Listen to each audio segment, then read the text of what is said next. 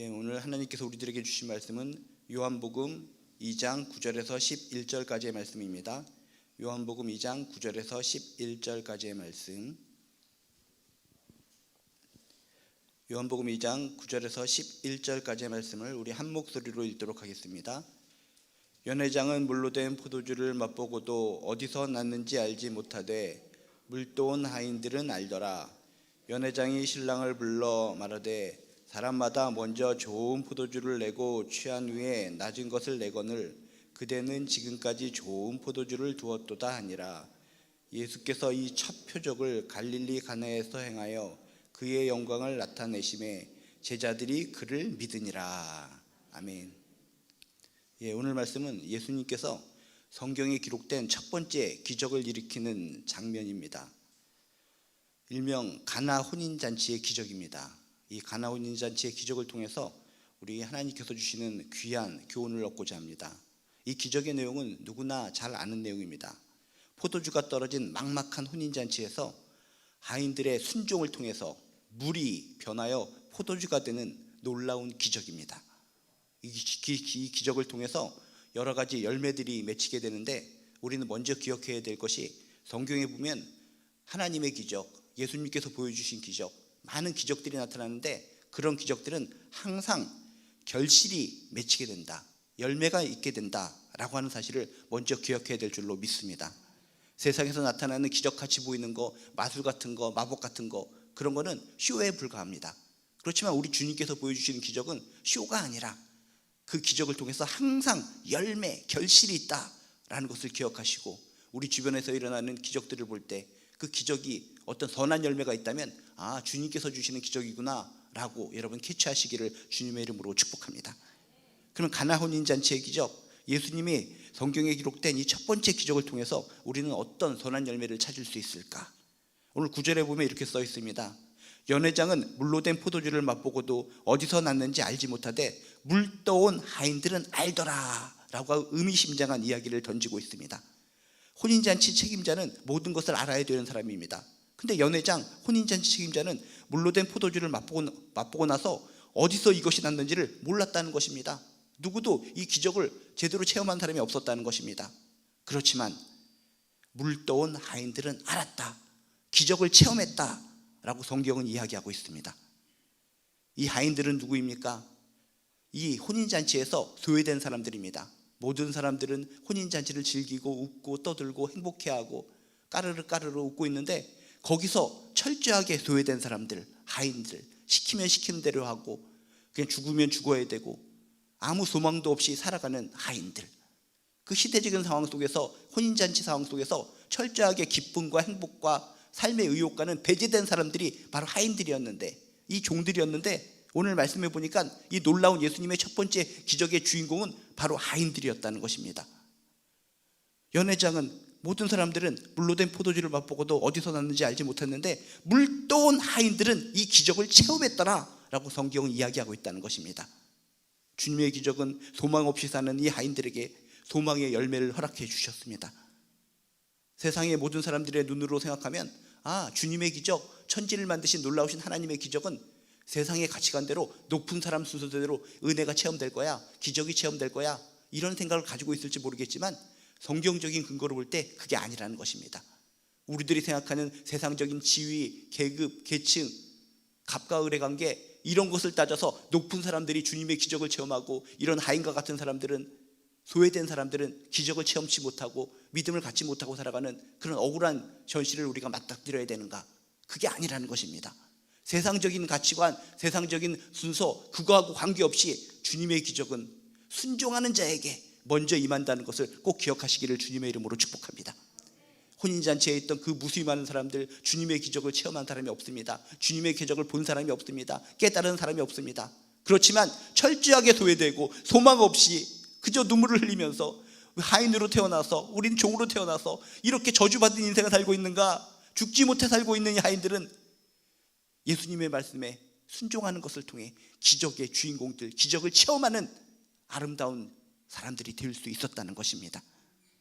우리들도 주님의 은혜, 주님의 기적을 체험하기 위해서 필요한 것이 무엇입니까? 세상적인 스펙을 쌓고 세상적인 높은 지위를 쌓고 세상 사람들을 짓밟아 뭉개고 사람들에게 명령하는 그 높은 지위에 올라갔을 때 주님의 은혜와 주님의 기적을 체험하는가? 그게 아니라는 것입니다. 주님의 기적, 주님의 은혜를 체험하는 순서 가장 핵심은 순종이라는 것입니다. 그 당시에 모든 사람들이 비웃고 손가락질하고 나가 죽어라, 너희들이 이 혼인잔치의 주인공이 될 수 없어, 시키는 대로 일만 해, 저리 꺼져 있어, 음식도 먹을 수 없어, 눈물을 흐느끼고 우리는 왜 태어났는가? 왜 태어났는가? 우리도 똑같은 인간인데 우리는 저들로부터 왜 이렇게 비난을 받고 욕을 먹고 살아야 되는가? 눈물만 줄줄 흐르고 있던 이 하인들, 예수님의 기적의 주인공, 통로가 되어서 말씀에 순종하는 것을 통해서 물이 변하여 포도주가 되는 놀라운 기적을 체험하는 사람들이 되었다는 것입니다. 그 이후로 이 하인들은 소망 없이 사는 인생이 아니라 메시아를 만난 사람, 예수를 만난 사람, 예수님의 기적을 체험하는 사람으로서 진짜 그 세상의 누구보다도 그 높은 권위 있는 왕, 귀족들보다도 더욱더 힘있게 자신감 있게 살아갔을 줄로 믿습니다.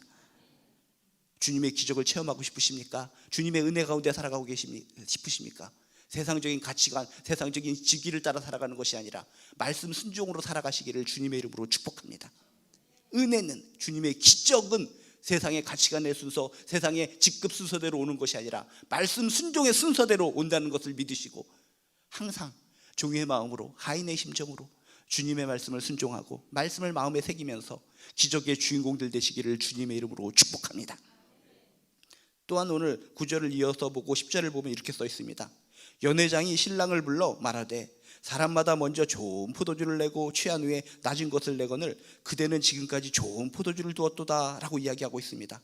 누구든지 좋은 포도주를 먼저 내놓고 손님들이 취한 다음에 덜 좋은 것을 내놓는 것이 상식이고 법인데 이 좋은 포도주가 아직까지 있으니 웬일이요 하고 감탄했다, 감동을 했다 라고 성경에 쓰여 있습니다.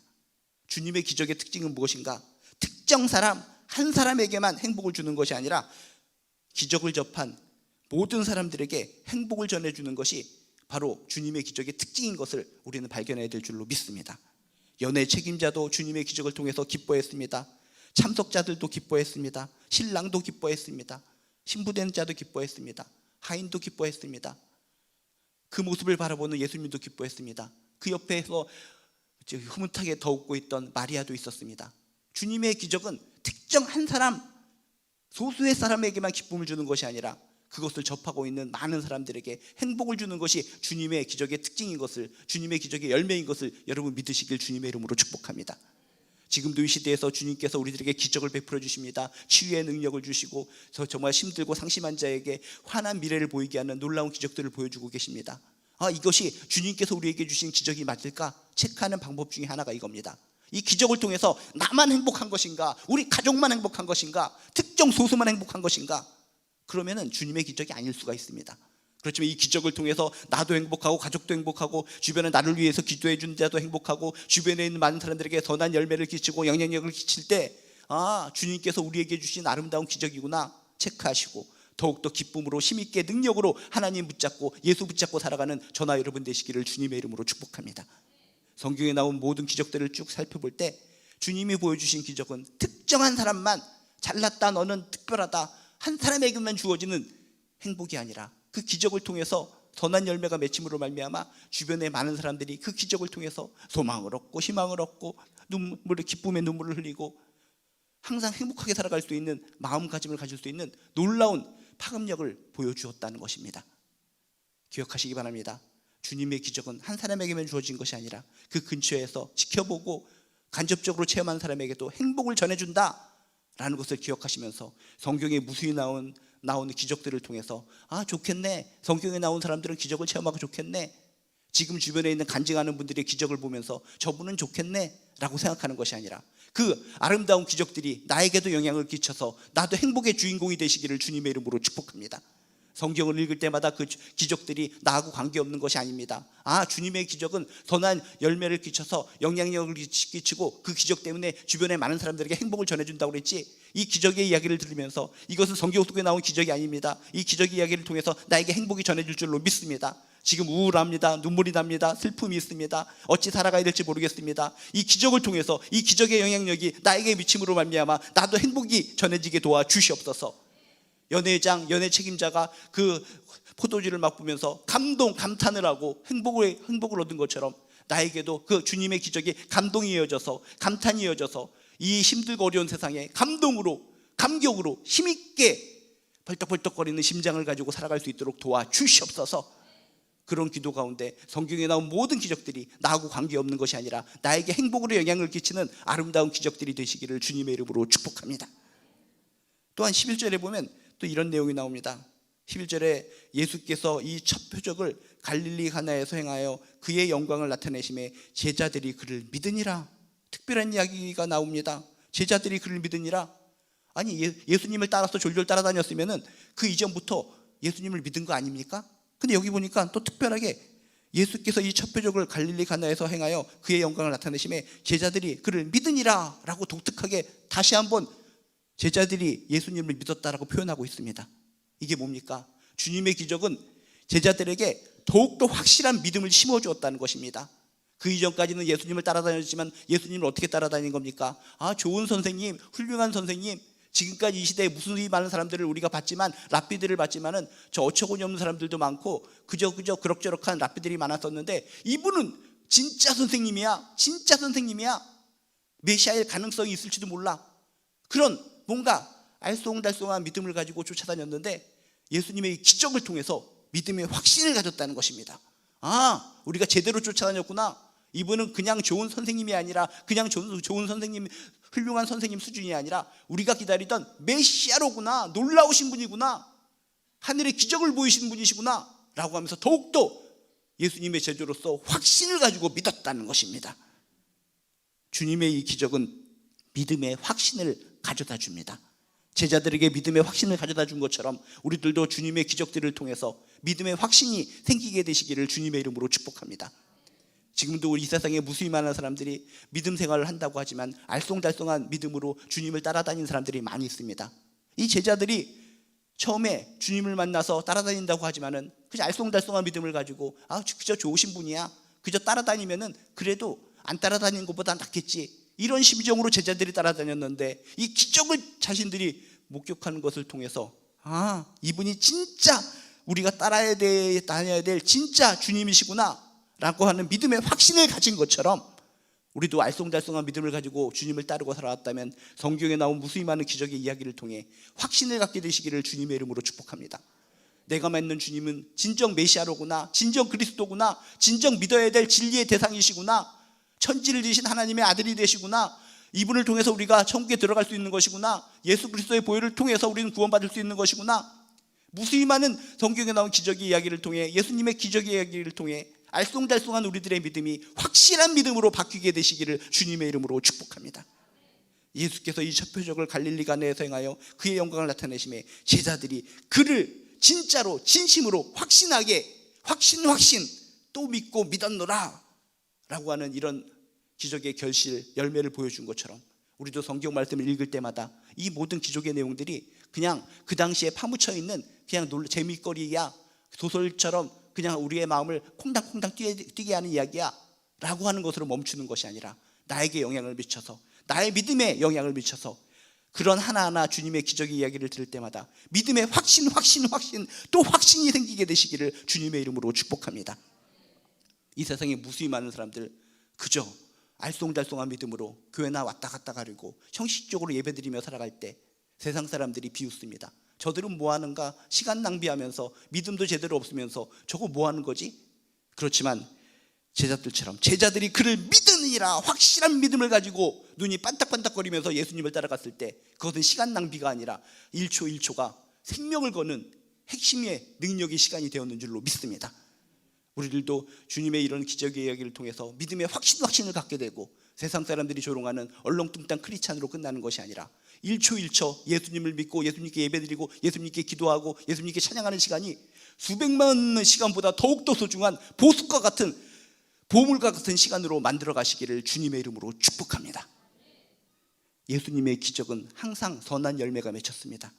예수님의 첫 번째 기적 가나 혼인잔치의 기적을 통해서도 무수히 많은 열매들이 맺혔는데 가장 초라하고 가장 소외되고 소망이 없이 죽지 못해 살아가는 하인들에게, 그런 사람들에게도 기적의 주인공이 되게 함으로써 주님은 모든 사람들을 공평하게 사랑하시는구나, 순종하는 자, 말씀을 순종하는 자에게 더욱더 큰 은혜를 베풀어 주시는구나 라고 하는 귀한 열매를 깨닫게 되시기를 주님의 이름으로 축복합니다. 주님의 이 기적은 특정한 사람에게만 열매를 주고 선물을 주고 행복하게 하는 것이 아니라 많은 사람들, 그 기적을 접한 주변의 모든 사람들에게 감동을 주고 감탄을 주고 행복을 주는 것이 주님의 기적이구나 라는 것을 떠올리며 여러분 중보기도를 열심히 하시고 그분들에게 치유가의 기적이 일어났을 때 그분만의 행복이 아니라 그 행복이 나에게도 전해줄 수 있다라고 하는 것, 성경의 모든 기적들이 나에게도 행복을 전해줄 수 있다라고 하는 아름다운 교훈을 얻게 되시기를 주님의 이름으로 축복합니다.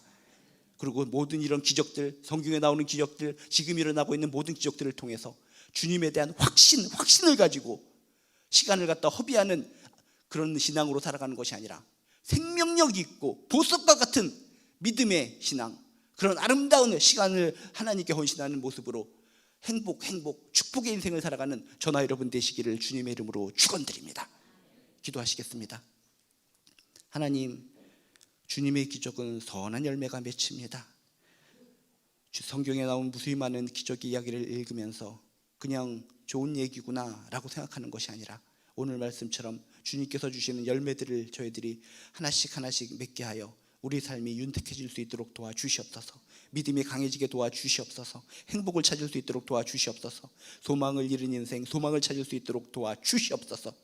지금도 소망이 없고 사랑이 없고 행복이 없고 믿음이 없어서 알쏭달쏭한 믿음으로 살아가는 사람이 있거든. 오늘의 이야기를 통해서 다시 한번 소망을 갖게 하시고 행복을 찾게 하시고 믿음 굳건하게 도와주시옵소서.